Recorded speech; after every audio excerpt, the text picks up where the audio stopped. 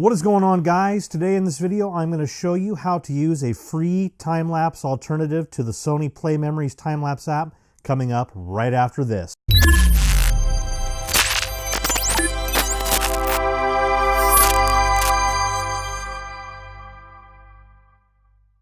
You know, one thing that really irritates me is when a company gets greedy.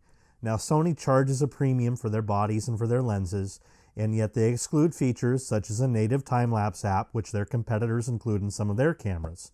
Now, they go ahead and charge you a $10 fee to be able to use that. I don't like that, so I found a free alternative, and I'm going to share that with you guys today. Now, a lot of Sony cameras in recent years use an Android-based subsystem to run their Play Memories app store.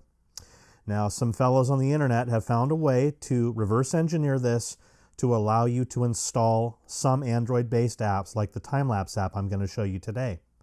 Now, just a word of caution, this is experimental. I will not be held responsible if you break your camera.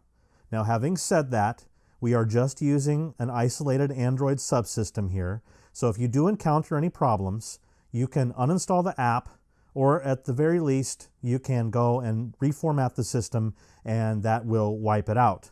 Now, I'm going to be doing this today on an A6000.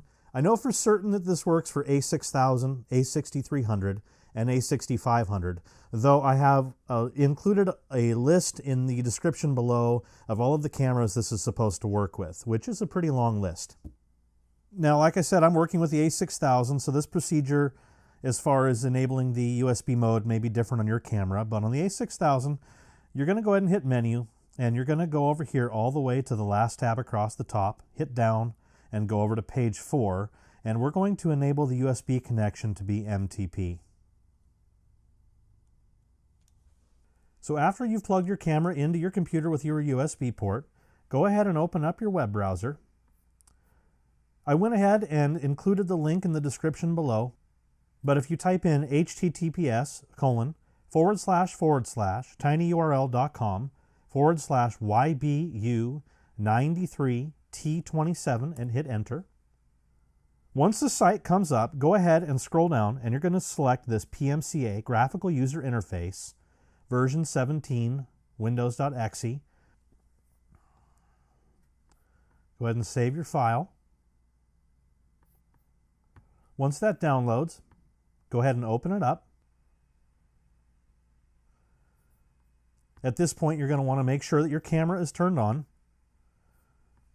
You'll notice it says Loading App List, found 10 apps. Go over here to the second tab where it says Install App and click. Select an app from the list I have selected here, and there's a little drop-down box. Go ahead and click that. The second one down is the time-lapse app. Go ahead and click it. Now just select Install Selected App.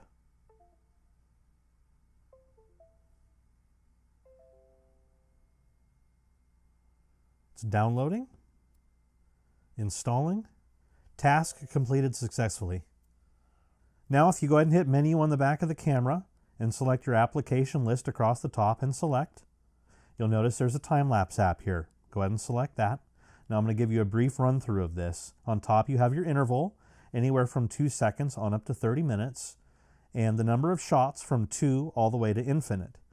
Now down here you can select your frame rate from 24 all the way up to 120. And down here you have your silent shutter box.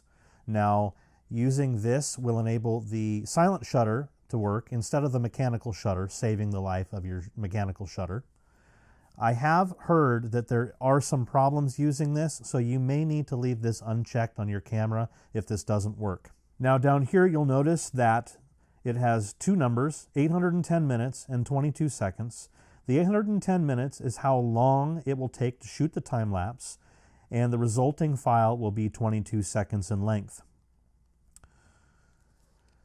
Now I'm going to be taking my camera out next week in the field, and I'm going to play with this and see how it works.